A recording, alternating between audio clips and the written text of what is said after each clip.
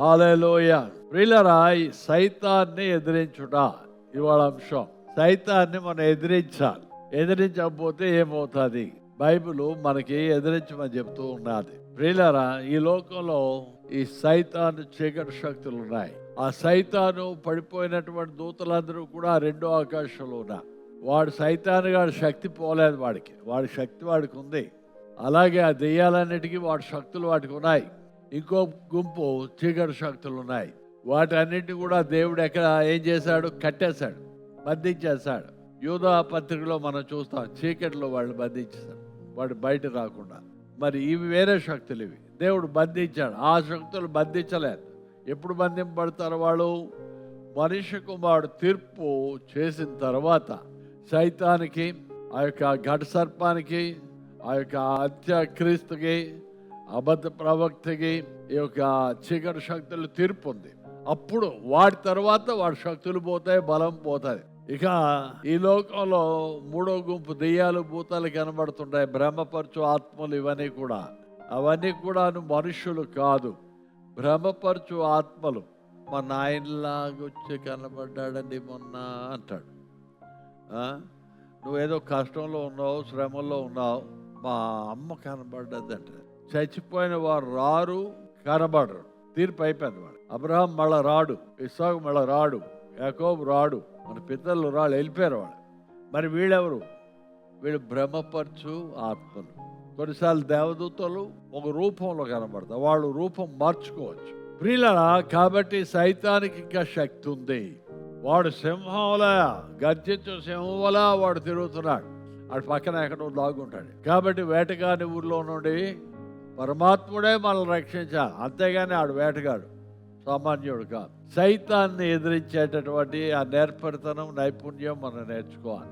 ప్రియులారా, అపోస్తుల కార్యాల్లో మనం చూసినట్లయితే చాలాసార్లు దైవజనుడు అయినటువంటి పౌలు భక్తుడు తిమోతికి వాళ్ళకి రాశాడు, మీ దగ్గర రావాలని నేను చాలా ఆసక్తితో ఉన్నాను, కానీ సైతాన్ నన్ను అడ్డగించాడు.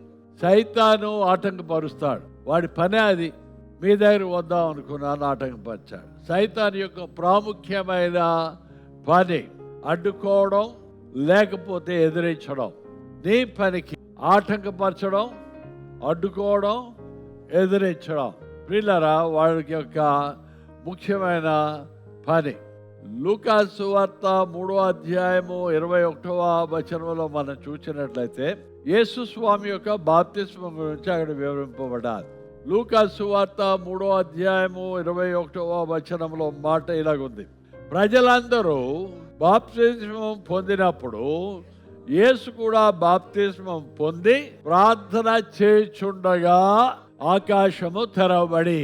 ప్రియులారా, ప్రజలందరూ కూడా బాప్తిజం పొందినప్పుడు బాప్తిజం పొందారు, అందరూ వెళ్ళిపోయారు, బట్టలు మార్చేసుకున్నారు, దేవుడు వందనాలు చెప్పేసి వెళ్ళిపోతున్నారు. కానీ ప్రియులారా, దేవుడు కుమారుడు, ఆదియందు వాక్కు అయిన వాడు, పరమాత్ముడు, పరిశుద్ధుడు, ఘనుడు, ఆయన శరీరధారిగా ఈ లోకానికి వచ్చిన తర్వాత, బాప్తిజం పొందిన తర్వాత అందరిలా ఆయన కూడా వెళ్ళిపోలేదు.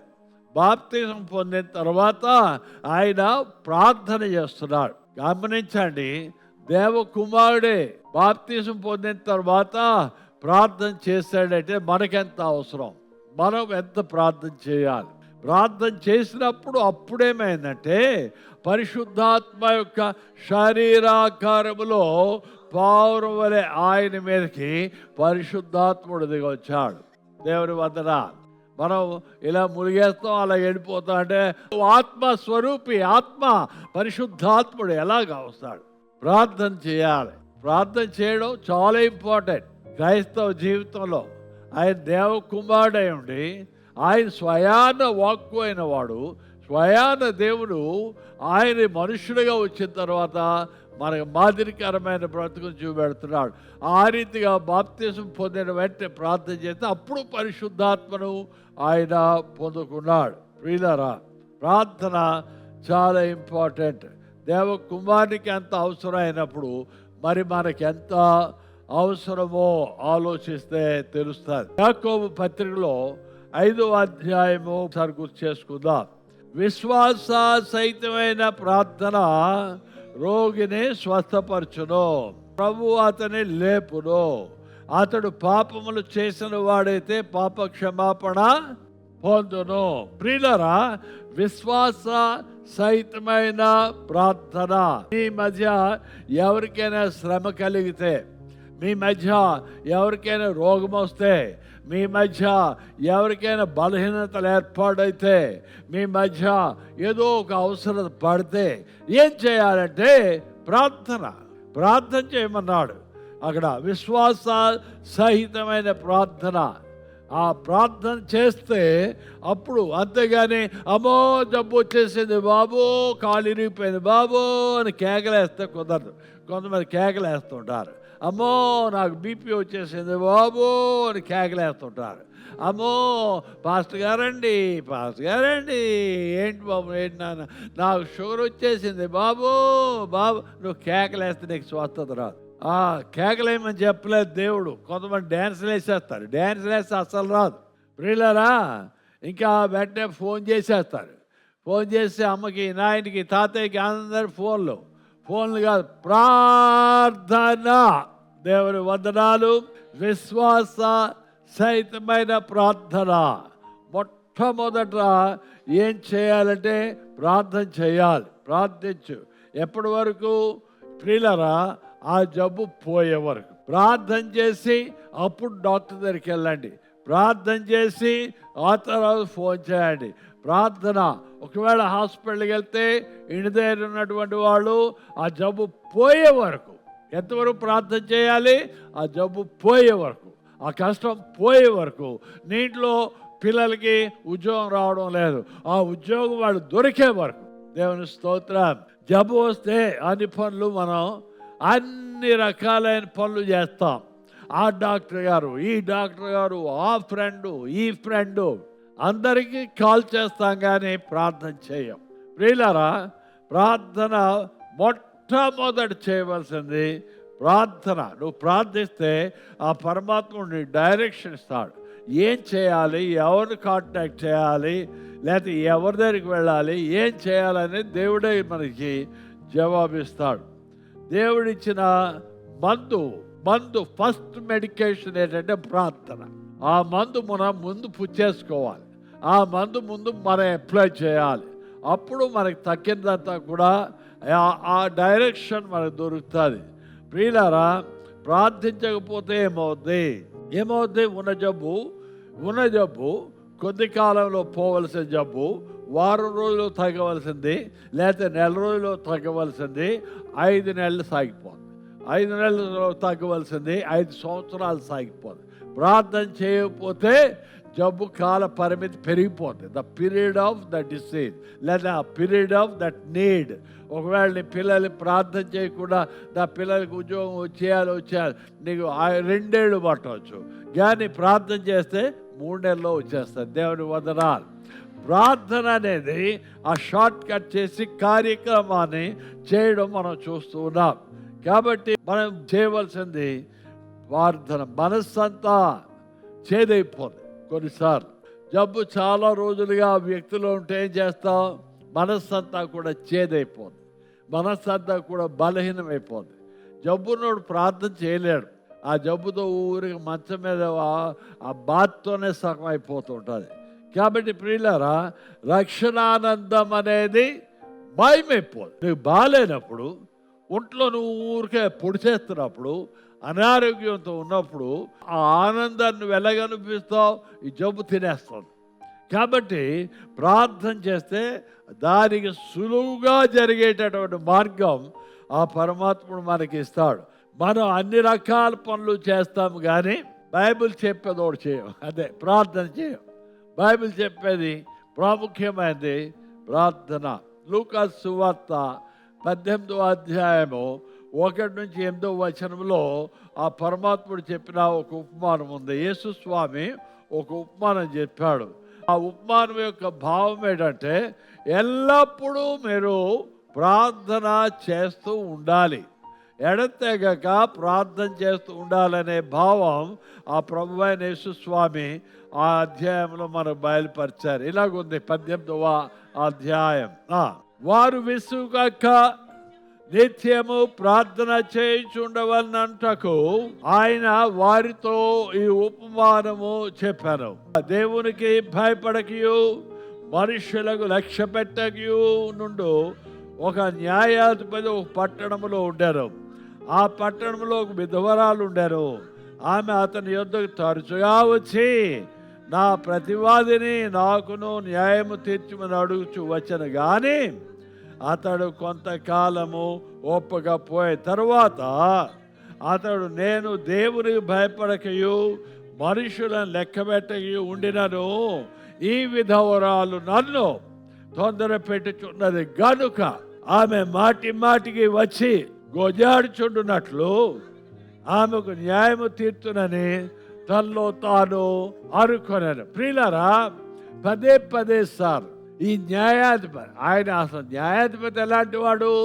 అన్యాయస్తుడైన న్యాయాధిపతి.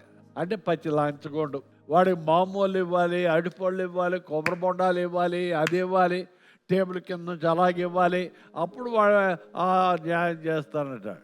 అలాంటి వాడు ఆ ఒక ఊళ్ళో ఆ విధవరాలు ఉంది. ఆమెకు చాలా అన్యాయం జరిగిపోయింది. ఆమెకు చాలా నష్టం వచ్చేసింది. కాబట్టి తనకు న్యాయం జరిగించాలి. అయ్యా న్యాయాధిపతి, ఆ రోజుల్లో న్యాయాధిపతి అంటే అంత ఫుల్ అథారిటీ ఉన్నవాడు. ప్రియులారా, ఆయన వచ్చింది. యేసు చెప్పింది ఏమనగా ఎప్పుడు ప్రార్థించాలి. చర్చికి వచ్చేటప్పుడే కాదు, భోజనం చేసేటప్పుడే కాదు, బ్రేక్ఫాస్ట్ చేసేటప్పుడే కాదు. ప్రియులారా, నిద్రపోయేటప్పుడు కొంతమంది ప్రార్థన చేస్తారు. ఎందుకు? నిద్రపోయే టైంలో దెయ్యము భూతం పైన పడకుండా ఉండడానికి ప్రార్థన చేస్తారు కొంతమంది. ఎల్లప్పుడూ ప్రార్థన చేస్తూ ఉండాలి. ఎందుకనగా సైతాను గర్జించు సింహము వలె ఎవరిని మింగుదురా అని వాడు తిరుగుతున్నాడు. సైతాన్ తిరుగుతున్నాడు. వాడి పని ఏంటి? సైతాన్ యొక్క పని నీ పనులకు ఆటంకం కలిగించడం, నీ గురించి దేవుడు ఏం చెప్పాడో అది నెరవేరకుండా అడ్డుకోవడం. ప్రియులారా, చర్చ్ యొక్క పని ఏంటి? ఆ సైతాన్ని మనం పోరాడాలి. మనం సైతాన్తో we have to fight back అంటాం ఇంగ్లీష్లో. We have to fight with the devil. ప్రియులారా, సైతాన్తో మనం పోరాడితే అప్పుడు వాడు పోతాడు. అంతేగాని పోరాడకపోతే వాడు నిన్ను దెబ్బ కొడతాడు. వాడేసే పనులు ఇప్పుడు అర్థమేగా. నీ మీద నిందలు మోపడం, నీ మీద అపవాదులు మోపడం, నీ మీద లేనిపోని అనవసరమైన మాటలు తీసుకొచ్చి పెట్టాం. నువ్వు ఈ పని చేస్తానంటే నీ పనికి అడ్డుపడ్డాం. నువ్వు ఈ ఇల్లు కడతానంటే వీడి ఇల్లు కట్టుకోకుండా బాగుపడకూడదు అంటాడు. దేవుడు ఒక ప్రవచనం వచ్చింది. ప్రవచనం ప్రకారం నువ్వు ఆశీర్వదించబడాలి. ఆ సైతానికి కూడా ఆ ప్రవచనం తెలిసింది. కాబట్టి వాడు ఏం చేస్తాడు? అమ్మో వీడిని దేవుడు దీవిస్తానన్నాడు. దేవుని ఆలోచన, ప్రవచనం అంటే దాని అర్థం ఏంటి? దేవుని ఆలోచన బయలుపెట్టాడు దేవుడు. నేను ఈ వ్యక్తిని ఆశీర్వదిస్తాను. ప్రవచనం అంటే అది.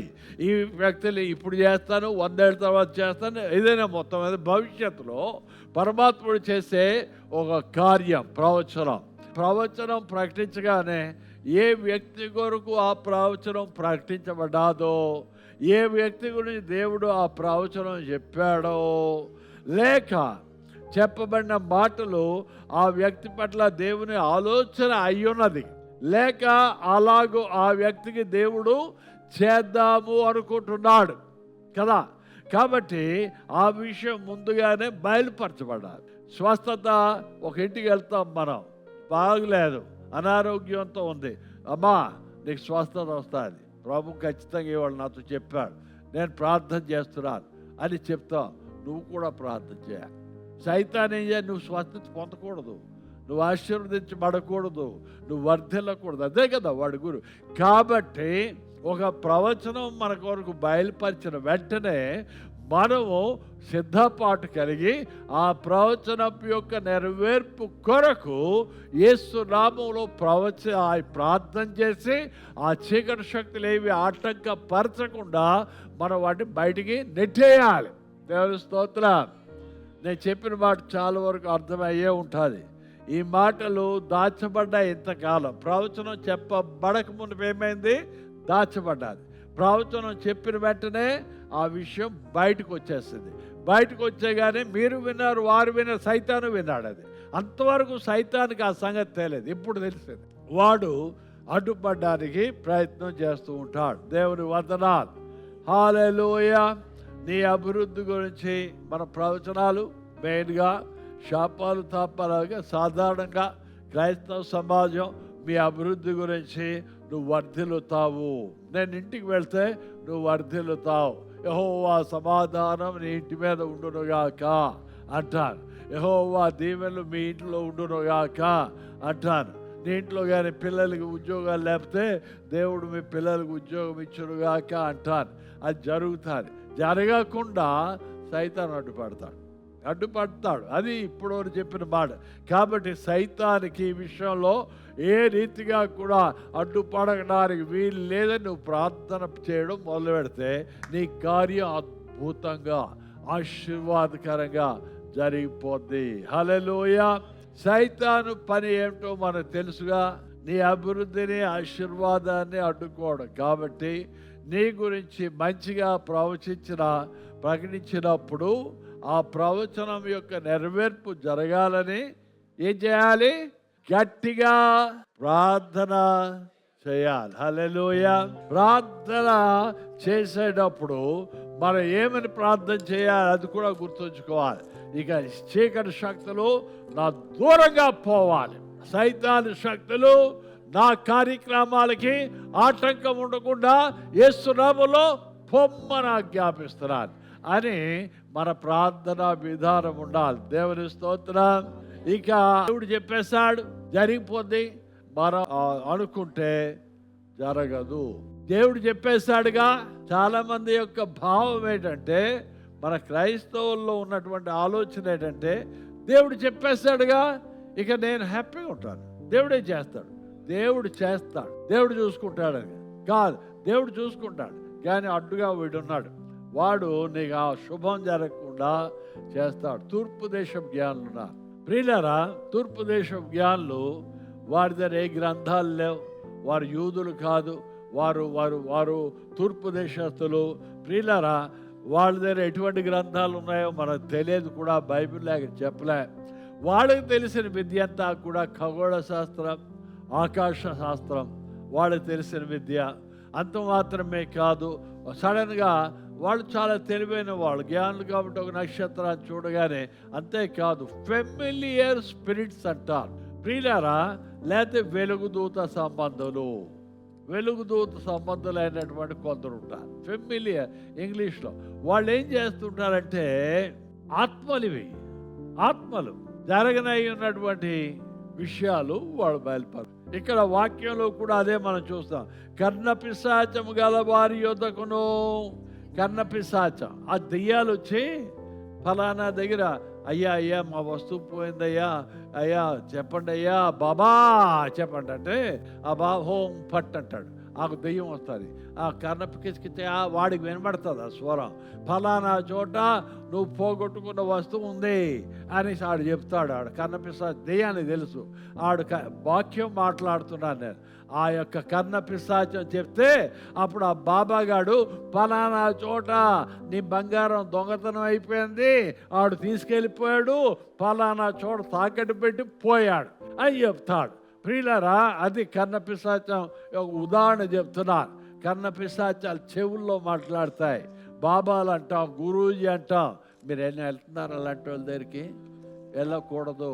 ఆ కర్ణపిశాచాలు చాలా డేంజర్, దెయ్యాలు అవి. దేవుడు ఏం చెప్తున్నాడంటే, ఆ కర్ణపిశాచ యొద్దకును కిచకిచలాడు గొడుగు మంత్రజ్ఞుల యొద్దకును వెళ్ళి విచారించడని చెప్పినప్పుడు మన పక్కింటోడు చెప్తాడు, నీ వస్తువు పోయిందిగా, అక్కడ బాబాగాడు ఉన్నాడు, బాబా కొబ్బరికాయ తీసుకెళ్ళు చెప్పేస్తాడు. ఓం పట్ అనగానే ఓ భలే అమ్మ దేవుడా భలే బాబాని చూపెట్టావు నాయన అనుకు దేవుడు వదలని చెప్పి దెయ్యాన్ని దగ్గరికి వెళ్ళిపోతాడు. ప్రియులారా, అది అక్కడ పక్కవాళ్ళు చెప్తారు, ఇది చెప్తారు, నీకు కూతురు పెళ్ళి అవడం లేదా, ఎంతకాలమే ఊరుకుంటావు, బైబిల్ ఊరికే దేవుడు అదిగో అల్లా అక్కడికి వెళ్ళి ఆ అమ్మ ఉందా, ఆ అమ్మ చెప్పేస్తా, దెయ్యం పడుతుంది ఆమె మీద, ఆ దెయ్యం పడి అన్ని జాతకాలని తెలుసు ఆ దెయ్యానికి, నువ్వు ఎక్కడ పుట్టావు, ఎక్కడి నుంచి వచ్చావు, ఎంతమంది పిల్లలు, నీ పిల్లల పేర్లేంటి అన్నీ చెప్పేసి, నీ పిల్లల పేరు సో అండ్ సో ఎంకమ్మ పుల్లమ్మ, దానికి పెళ్ళి అవ్వడం నువ్వు బాధపడుతున్నావు, వచ్చే సంవత్సరం 17వ తారీఖు పెళ్ళి అని చెప్పారు. ఈ కిచకిచలాడే దెయ్యాలు అవన్నీ ఆ తర్వాత చెప్పేసిన తర్వాత దెయ్యం ఏం చేస్తుందో తెలుసా, నీ వెనకాతలు వచ్చేస్తుంది, నీటిలో మకాం వేసేస్తుంది, నీ రోజు నీ కిచకిచే నువ్వు ఆ అమ్మకి నువ్వు పండు పెట్టకపోతే, భోగం పెట్టకపోతే, నైవేద్యం పెట్టకపోతే నీ పైన కిచకిచలు అయిపోతుంది. కాబట్టి ఆ పరమాత్ముడు దెయ్యం కాదు, పరమాత్ముడు చెప్తున్నాడు ఇలాంటివి పొరపాటు చేస్తారు. నేను చెప్పాను తూర్పు దేశపు జ్ఞానుల గురించి మాట్లాడుతాను. తూర్పు దేశపు జ్ఞానులు కూడా ఇటువంటి విద్య కలిగిన వారు క్రైస్తవులు కారు, వారు యూదులు కారు, వారి దగ్గర యూదా గ్రంథాలు లేవు, వారంతా అన్య జనాంగం, వారు నక్షత్ర శాస్త్రాన్ని ఎరిగిన వారు, ఖగోళ శాస్త్రాన్ని ఎరిగిన వారు, చాలా తాంత్రిక విద్యలు తెలిసిన వారు. కాబట్టి ఈ యొక్క శక్తులు సడన్గా ఒక దినాన్ని ఆ నక్షత్రాన్ని చూపెట్టి మహానుభావుడు పుట్టాడు, యూదుల రాజుగా ఒక మహానుభావుడు పుట్టాడు, మీరు వెళ్ళి పూజ చేయండి. మరి ఆమె చెప్పింది కదా, ఇదిగో పౌలు శీలాలు వాళ్ళు ఉన్నారే, వాళ్ళు రక్షణ సువార్తను ప్రకటిస్తున్నాను చెప్పలేదా, పుతేనని దెయ్యం చెప్పిందిగా. అలాగే ఒక మహానుభావుడు పుట్టాడు, పరమాత్మ కుమారుడు పుట్టాడు, ముక్తిదాత పుట్టాడు, ఆయన వెళ్ళి పూజ చేస్తే స్వర్గానికి వెళ్తారని ఆ యొక్క ఫెమిలియర్ స్పిరిట్స్ లేకపోతే వెలుగుదూత సంబంధాలు చెప్పినప్పుడు వాళ్ళు దూరదేశం నుంచి ప్రయాణమై వాళ్ళు రావడం జరిగింది. ప్రియులారా, వాళ్ళకి జాతక చక్రం వేస్తారు, జాతక చక్రంలో తెలిసిపోతుంది, నక్షత్ర శాస్త్రం తెలుస్తుంది. ప్రియులారా, ఒక మహానుభావుడు పుట్టాడు కాబట్టి వెళ్ళండి, ఆయన పూజ చేస్తే స్వర్గానికి వెళ్తారు. ఈ జ్ఞానులు ప్రయాణమై యెరూషలేం చేరుకున్నారు. గమనించండి, యెరూషలేంలో ఉన్నటువంటి రాజు అయిన హెరోదు కానీ, యెరూషలేంలో ఉన్నటువంటి శాస్త్రులు కానీ, పరిసయ్యులు కానీ, ప్రజలు కానీ, భక్తులు కానీ, యాజకులు కానీ ఒక్కడికి తెలియదు లోకనాథుడు పుట్టాడని. ఎప్పటి వరకు తూర్పు దేశం జ్ఞానులు వచ్చి యూదుల రాజుగా పుట్టిన వాడు ఎక్కడ అని మాట అడిగే వరకు అక్కడ వాళ్ళకి తెలియదు. అప్పుడు వాళ్ళుగా కంగారు పడ్డ, యూదుల రాజు ఏంటి, నేను ఉంటుండగా ఇంకో రాజు ఏంటి అని వీడు కంగారు పడ్డారు. అప్పుడు గ్రంథాలు తిరగండి, శాస్త్రులారా చెప్పండి ఎక్కడ ఉంది, ఎక్కడ పుట్టాడు అంటే అప్పుడు వేదాలు తిరిగేస్తే మీకా గ్రంథంలో 5వ అధ్యాయము 2వ వచనంలో ఆ మాట చెప్పబడ్డా ఆ మాట ప్రవచనాన్ని వాళ్ళు తీశారు. బెత్లెహేము ఎఫ్రతా, యూదా వారి కుటుంబంలో నీవు స్వల్ప గ్రామమైనను నా కొరకు ఇశ్రాయేలీలు నేలబోవాడు నీలో నుండి వచ్చును, పురాతన కాలం మొదలుకొని శాశ్వత కాలం వరకు ఆయన ప్రత్యక్ష మోగుచుండాను. ఈ మాట తెలిసిపోయింది. అమ్మ బాబు, అయితే ఇప్పుడు ఇక్కడ ఒక ఆయన పుట్టాడు, యూదుల రాజుగా పుట్టిన వాడు ఉన్నాడు, ఆ యెరూషలేం బెత్లెహేములో పుట్టాడని అప్పుడు తెలుసుకొని రాజు అయిన హేరోదు ఏమన్నాడు, జ్ఞానులారా మీరు చెప్పిన ఆ రాజు నేను పూజ చేయాలి, మీరు వెళ్ళి చూసి ఆ సమాచారం నాకు తీసుకురండి అని వాళ్ళు పంపించాడు. ప్రియులారా, తర్వాత వాళ్ళు ప్రియులారు వెళ్ళారు. జ్ఞానులు యూదుల రాజుగా పుట్టినవాడు ఎక్కడ అని వారు వెళ్ళారు, పరిశోధించారు. ప్రవచనం బయటపడాలి. గమనించండి, ప్రవచనం అంతవరకు దాగి ఉంది. గ్రంథాల్లో ప్రవచనం ఉంది కానీ దాన్ని ఎవడు పట్టించుకోలేదు, శాస్త్రులు పట్టించుకోలేదు, యాజకులు పట్టించుకోలేదు, క్రైస్తవులు పట్టించుకోలేదు, యూదులు పట్టించుకోలేదు, ఎవడు పట్టించుకోలేదు. ఒకసారి ప్రవచనం బయటకు వచ్చిన తర్వాత వెంటనే సైతానికి అప్పుడు తెలిసింది, సైతానికి అమ్మ బాబు ఈ ప్రవచనం ఒకటి దాగి ఉంది, యూదుల రాజుగా పుట్టిన మెస్సేజ్ వచ్చేస్తున్నాడు అనేసి వీడికి పురుగొల్పాడు హేరోదుకి. వాడు చేసిన పని యూదుల రాజుగా ఆయన ఎక్కడున్నాడు భయపడిపోయి, ఇంకో రాజు వచ్చేస్తున్నాడు భయపడిపోయి లెక్కలేశాడు హేరోదు. వాళ్ళు జ్ఞానులు వచ్చారు, చెప్పినప్పటికీ నుంచి ఇప్పటి వరకు 2 సంవత్సరాల లోపల ఉన్నటువంటి చిన్న మగ శిశువులందరినీ కూడా ఏం చేయమన్నాడు? చంపేయమన్నాడు. ప్రవచనం బయటపడగానే సైతాను చేసిన పని, అది సైతాను చేసిన పని ఏంటంటే ఆ యూదా దేశంలో ఉన్నటువంటి వారు మగ శిశువులందరినీ కూడా చంపేమన్నాడు. ప్రియులారా, అయితే యోసేపు ప్రార్థనాపరుడైనటువంటి తండ్రి, దేవుని దూత చేత ఆయన బోధింపబడిన వాడే ఐగుప్తు దేశానికి వెళ్ళిపోయారు. అయ్యో, ఏమి క్రిస్మస్ అంతా చూస్తున్నాం, చదివేస్తున్నాం, ఐగుప్తు దేశంలోకి యేసయ్య వెళ్ళిపోయాడు కదా, ఆయన యోసేపు వాళ్ళందరూ కూడా తీసుకొని వెళ్ళిపోయారు. ఈ యొక్క 2 సంవత్సరాల లోపల ఉన్న బాలురారు కాబట్టి మెస్సేను రక్షించడానికి బాలయేసును తీసుకొని మరియమ్మను తీసుకొని నువ్వు ఐగుప్తు దేశాన్ని పారిపో. ఎందుకనగా హేరోదు రక్షకుని చంపేద్దాం అనుకుంటున్నాడు. ఎందుకు చంపేద్దాం అనుకుంటున్నాడు? సైతాను. ప్రియులారా, ప్రవచనం రాకముందు సంగతి వేరు, ప్రవచనం వచ్చిన తర్వాత ఇక రియాక్షన్ మనం చూస్తున్నాం. కాబట్టి ప్రవచనం వచ్చిన వెంటనే రియాక్షన్ ఉంటుంది, చంపేద్దాం, ఆటంకపడుదాం అనేది ఉంటుంది.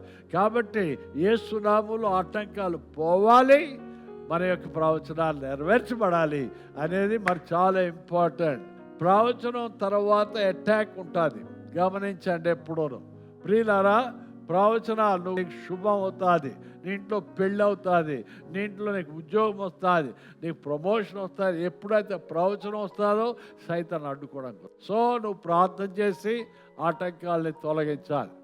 దేవునికి వందనాలు, వందనాలు, వందనాలు. హల్లెలూయా. ప్రియులారా, ఇంకో మాట, ఒక పట్టణంలో అన్యాయస్తుడైనటువంటి ఒక న్యాయాధిపతి ఉండేవాడు. ఆయన ముండోడు, బండోడు, ఆయన దేవునికి భయపడ్డు, దెయ్యానికి భయపడ్డు, అలాంటి న్యాయాధిపతి ఒకడు ఉన్నాడు. అయితే ఆ పట్టణంలో విధవరాలు ఉంది. పదే ఆమెకు చాలా అన్యాయం జరిగిపోయింది.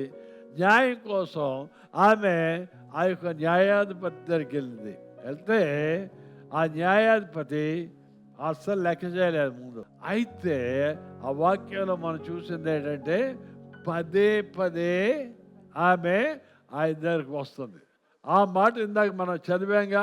పదే పదే ఆమె రావడం వల్ల ఆయన అనుకున్నాడు అప్పుడు, ఈమె పదే పదే నా దగ్గరికి వస్తుంది, సరే నేను ఆమెకు న్యాయం చేస్తాను అని అప్పుడు అనుకున్నాడు. అంతవరకు ఆయన అనుకోలేదు. ప్రియులారా, పదే పదే యేసు స్వామి ఈ ఉపమానం మనకే చెప్పాడు. లూకా సువార్త 18వ అధ్యాయంలో మాట. యేసయ్య ఈ ఉపమానం సంఘానికి చెప్పాడు. సంఘం తెలుసుకోవాలి. ఒకవేళ నువ్వు ప్రార్థించినప్పుడు నీకు జవాబు రాలేదు, వెంటనే జవాబు రాకపోతే నువ్వు చేతులు కాళ్ళు కట్టేసి దేవుడికి వినడం లేదు, ప్రార్థన జవాబు ఇవ్వడం లేదని కూర్చోవడం కాదు, ప్రార్థన మానేయడం కాదు.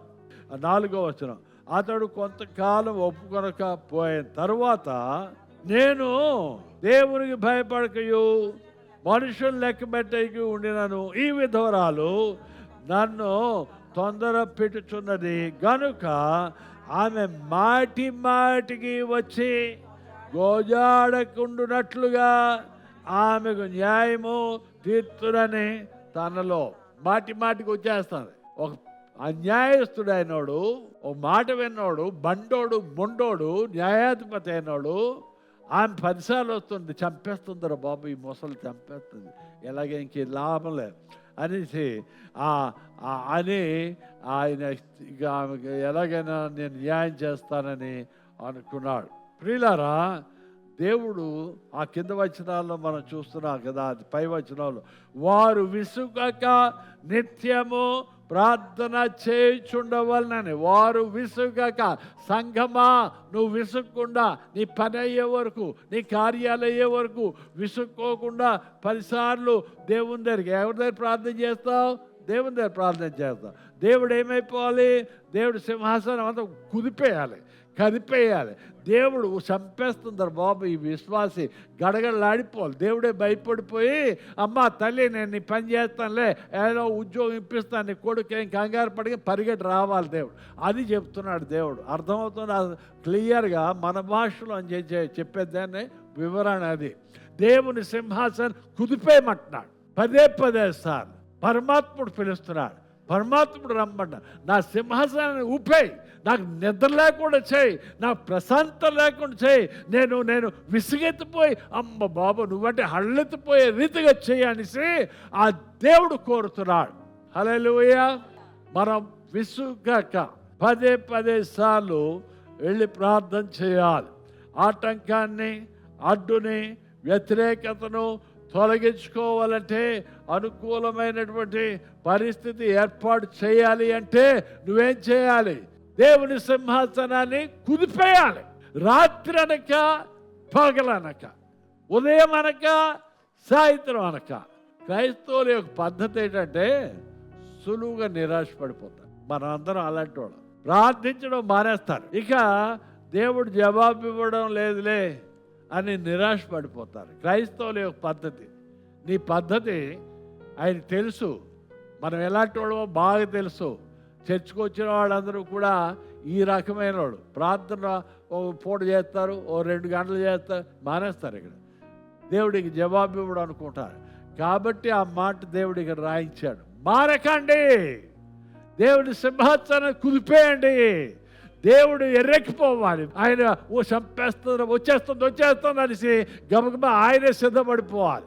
అలాగ తయారవ్వాలని ఆయన కోరుతున్నాడు. దేవుని స్తోత్రం. ఇలాంటి బోధ ఎక్కడ వెళ్ళే పాస్టర్ అలా చెప్పడు. హల్లెలూయా. దేవుడు సింహాసనం కుదిపేయమంటున్నా ప్రియులారా. కాబట్టి ఇక దేవుడు జవాబు ఇవ్వడు. మనం ఏమనుకుంటాం? కొన్నిసార్లు ప్రార్థన చేస్తాం, ఓ 1 నెల రోజులు ప్రార్థన చేస్తాం, దేవుడు జవాబు ఇవ్వడం నేర్చుపడొద్దు, విసుగు చెందొద్దు, వెనక్కి వెళ్ళొద్దు. మనం దెయ్యాలకు, పిశాచాలకు పిచ్చెక్కించగలం. ఆ సంగతి తెలుసా? పదే సార్లు యేసునామములో దెయ్యమా పో, యేసునామములో పిశాచమా, ఈ గదిలో ఉన్న పిశాచమా, నీకు యేసునామములో నీ కాళ్ళు విరిగిపోను గాక, యేసునామములో దేవాగ్ని వచ్చి నీ కాల్చేయను గాక, ఓర్ పిశాచమా నా వెనకాల దెయ్యమా, యేసునామములో నీ కాళ్ళు విరిగిపోను గాక, నా ముందర పిశాచమా, యేసునామములో ఆటంకపరిచే పిశాచమా, యేసునామములో నువ్వు కాలిపోదు గాక, నా పనులకు ఆటంకం కలిగించే సైతానా, యేసునామములో నువ్వు నాశనమైపోదు గాక.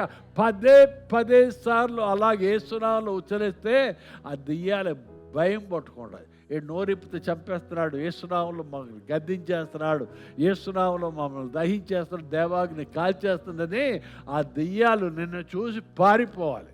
హల్లెలూయా. దెయ్యాలు చూసి మనం పారిపోతున్నాం చాలామంది. హల్లెలూయా. కాబట్టి అలా దెయ్యాలు మనం చూసి పారిపోవాలి, అంతేగాని మన దెయ్యాలు చూసి పారిపోతుంటే ఇంకేముంది మనకి పని. హల్లెలూయా. దెయ్యాలు మనల్ని చూసి ఎర్రెక్కిపోవాలి. దెయ్యాలు మన అమ్మో దెయ్యాలను చంపేసేవాడు వస్తున్నాడు రా బాబు అని అనుకోవాలి. ఎలాగ? యేసునామములో నువ్వు గద్దించినప్పుడు, యేసునామమును పొమ్మన్నప్పుడు, ఆటంకాలను పొమ్మన్నప్పుడు, అడ్డులను పొమ్మన్నప్పుడు, యేసునామములో వచ్చేటటువంటి సమస్తమైన బలహీనతలు పొమ్మన్నప్పుడు, యేసునామములో వస్తున్నటువంటి జబ్బును, జ్వరాన్ని, రోగాన్ని, తలనొప్పిని యేసునామములో పో అని చెప్తున్నప్పుడు ఆ తెచ్చేటటువంటి శక్తులు భయం కలుగుతాయి. చంపేస్తున్నాడు రా బాబు అనుకుంటా. హల్లెలూయా. సైతాను శక్తి, సైతాను యొక్క వల్ల సైతాన్ శక్తులు పెట్టేటటువంటి ఆటంకాలని మనం జయిస్తాం. జయశీలులం, యుద్ధ వీరులం. మనకి దేవుడు శక్తినిచ్చాడు. నేను చెప్పే భాష మీకు అర్థమైతే మీరు పౌరుషం వచ్చేస్తారు, మీరు తెగించేస్తారు. అడ్డులతో యేసునామములో ఏ అడ్డైనా, ఏ ఆటంకమైనా పొమ్మంటారు. ప్రియులారా, అద్భుతాలు దెయ్యాలు గడగడలాడిపోవాలి మేము మనల్ని చూస్తే, అంతేగాని మన దెయ్యాలు చూసి గడగడలాడిపోవడం కాదు.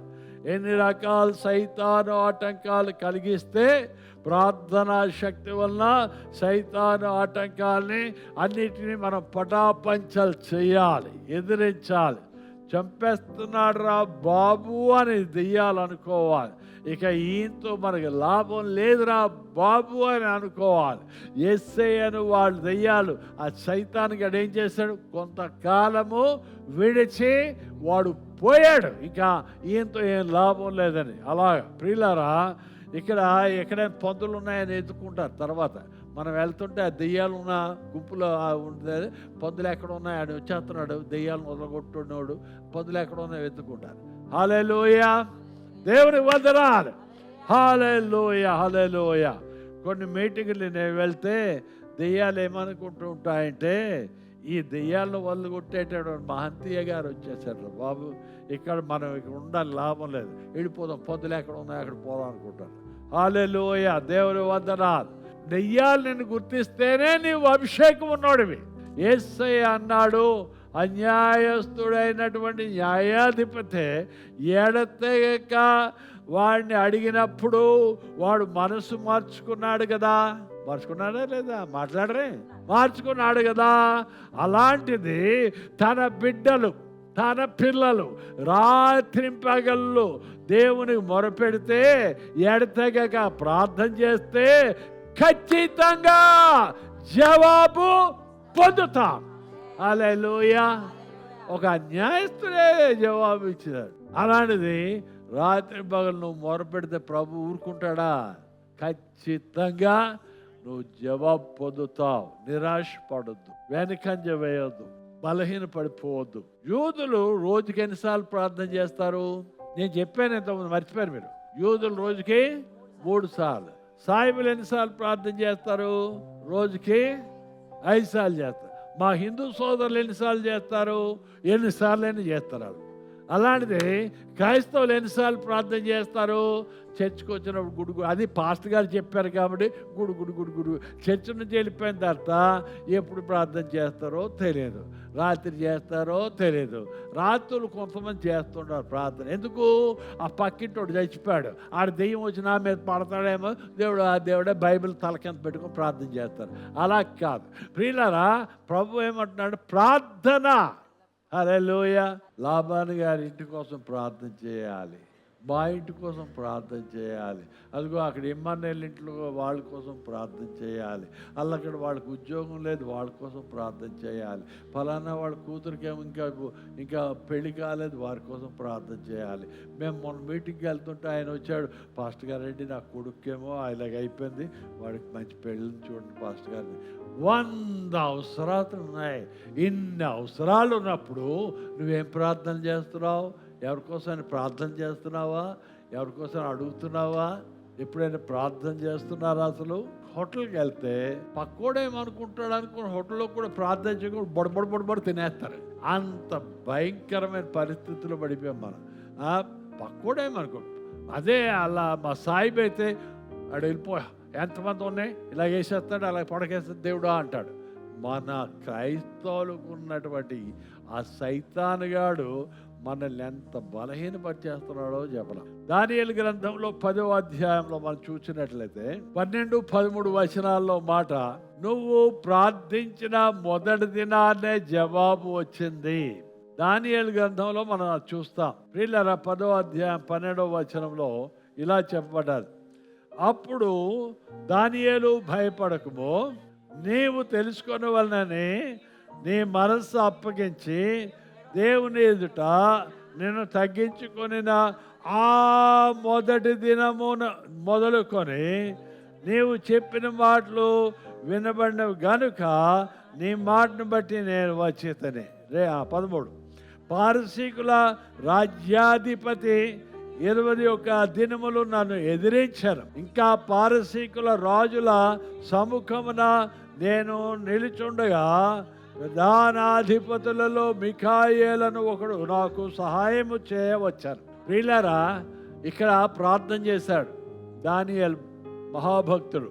దానియేలు ప్రార్థన చేయగానే దేవదూత వచ్చాడు. ఏంటి దేవుని దాన్ని జవాబు తీసుకొని వస్తున్నాడు.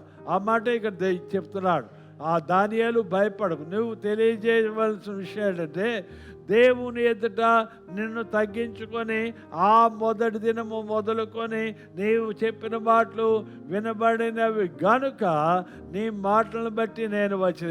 మొదటి దినాన్ని దానియేలు ప్రార్థన చేస్తాడు. వెంటనే దేవదూత వచ్చేసాడు జవాబు తీసుకుని. అయితే మధ్యలో ఆటంకపరిచాయి సైతాను శక్తులు. నీకు జవాబు వస్తుంది, నీ కార్యం జరిగిపోతుంది, నీ ప్రార్థన జవాబు వచ్చేస్తుంటే ఈ సైతాన్ శక్తులు, చెప్పానుగా ఆ సైతాన్ గారి పనే అది ఆటంకపరచడం. వాడు అడుకున్నాడు. ఇక్కడ పారసీక రాజు అంటే ఒక దేశం రాజు కాదు, పరలోకం నుంచి వస్తుంటే ఆ దేశం మీద ఒక ఆధ్యాత్మిక రాజు ఉంటాడు, ఒక చీకటి శక్తి, ఒక అంధకార రాజు. ఆ రాజు ఆ మాటే పారసీకపు రాజు, వాడితో కూడా పిల్లరాజులు, వీళ్ళందరూ కూడా దేవదూతను అడ్డగించారు. దానియేలుకు జవాబు వెళ్ళకూడదు. దానియేలు ప్రార్థన చేసి విసుకెత్తి ఆయన లెగిసిపోయి వెళ్ళిపోవాలి. దేవుడు జవాబు ఇవ్వడు అనుకోవాలి దానియేలు. అలా నిరాశపరచాలి దానియేలుని. కాబట్టి వాడిని వస్తున్న జవాబుని ఆటంకపరిచేద్దాం, దేవదూతను ఆటంకపరిచేద్దాం. ప్రియులారా, పోరాటం జరిగింది. అటు ఎలా వద్దామన్నా, ఎలా ప్రయత్నం చేసినా ఒప్పుకోలేదు. ప్రియులారా, నిరాశపడిపోయారు. ఇక్కడ కాబట్టి జవాబు రావడానికి ఎన్ని రోజులు పట్టింది? 21 రోజులు పట్టింది. మొదటి రోజునే జవాబు వచ్చింది, కానీ అక్కడ జవాబు వచ్చింది. ఇక్కడ రీచ్ అవ్వడానికి 21 రోజు పట్టింది. ప్రియులారా, ఆ 20 రోజులు ప్రార్థన చేసిన తర్వాత దానియేలు నిరాశపడిపోయి, దేవుడు నాకు జవాబు ఇవ్వడు, నేను అడిగిన దానికి ఆయన జవాబు ఇవ్వడు అనుకో నిరాశపడిపోయి 20వ రోజున ప్రార్థన ఆపేసి ఉంటే 21వ రోజున ఆ దేవదూత రాడు. 20 రోజులు చూశాడు, వద్దాం అనుకుని సరే దావీదు లేడు, ప్రార్థన లేడు, వినేవాళ్ళు లేడు, ఆలోచించేవాళ్ళు లేడు, కాబట్టి వెనక్కి వెళ్ళిపోతాడు. ప్రియులారా, జవాబు తెస్తున్న దూత వెనక్కి వెళ్ళిపోయి ఉండేవాడు. దానియేలు ఎప్పటికీ జవాబు రాదు అనుకొని ఉంటే, అందుకే ఎడతెగక జవాబు వచ్చే వరకు ఏం చేయాలి? ప్రార్థన. ఎడతెగక ప్రభు ఆ మాట చెప్పాడు. ఎడతెగక ఆ జవాబు వచ్చే వరకు ప్రార్థన. నీ దూత త్రోవలో ఉన్నాడు, అడ్డుకోబడ్డాడు. నీ ఎడతెగని ప్రార్థనలపై ఆయన ఆధారపడ్డాడు. అక్కడ నీ దూత నీకెంతో దూరంలో లేడు. అయితే వారు నీ దేవునికి ఎడతెగక మొరపెట్టే దాని కొరకే చూస్తూ ఉన్నారు. నీకు కావలసిన మిరాకిల్ నీకు దగ్గరలో ఉంది, ఒక అడుగు దూరంలో ఉంది. అడ్డుకుంటున్నాడు ఎవడో రాకుండా, అడ్డుకుంటాడు. నీకు రావలసిన ఆశీర్వాదం ఒక్క అడుగు దూరంలో ఉంది. ఎవరు అడ్డుకుంటున్నాడు? వస్తాడు. నువ్వు ఈ లోపల కానీ ప్రార్థన మానేసావు అనుకో, ఆ మిరాకిల్ తెచ్చినోడు అలా గెలుపు. నువ్వు రిసీవ్ చేసుకోవడానికి లేవు, అందుకోవడానికి సిద్ధంగా లేవు, వదిలేస్తావు, వెళ్ళిపోయావు. కాబట్టి ఆయన వెళ్ళిపోతాడు. నీ మిరాకిల్ నీ పక్కనే ఉంది, వచ్చేస్తుంది. చాలామంది 20 రోజులు ప్రార్థన చేస్తారు, 21వ రోజున వస్తుంది, కానీ వాళ్ళకి తెలియదు, లెగిసిపోతారు. వాళ్ళు దీవెన పొందుకోలేని పరిస్థితిలో ఉన్నారు. దానియేలు ఎడతెగక ప్రార్థించుచుండగా దేవదూత మాట్లాడాడు, సమాచారం తెచ్చాడు, జవాబిచ్చాడు. దేవుని వందనాలు. ఇక్కడున్న మీరు మిరాకిల్ కోసం చూస్తున్నారు. కారణం ఏమైనా సరే ఇక నా బ్రతుకులో అద్భుతం జరగదు. కొంతమంది అలా నిరాశపడేవాళ్ళు ఉంటే నేను వాళ్ళతో మాట్లాడుతున్నా. నీ యొక్క జరగదు అని నీవు అనుకుంటున్నావు. నీ దూత త్రోవలో ఉన్నాడు. సైతాను శక్తుల చేత, చీకటి శక్తుల చేత టెంపరీగా అడ్డుకుంటున్నాడు. మిఖాయేలు దూత వచ్చి వాళ్ళని తొలగిస్తున్న తర్వాత నీకు రావాల్సిన దీవెనలతో, ఆశీర్వాదాలతో, అద్భుతాలతో దూత వచ్చేస్తున్నాడు. ప్రియులారా, ఎంతో దూరంలో లేరు.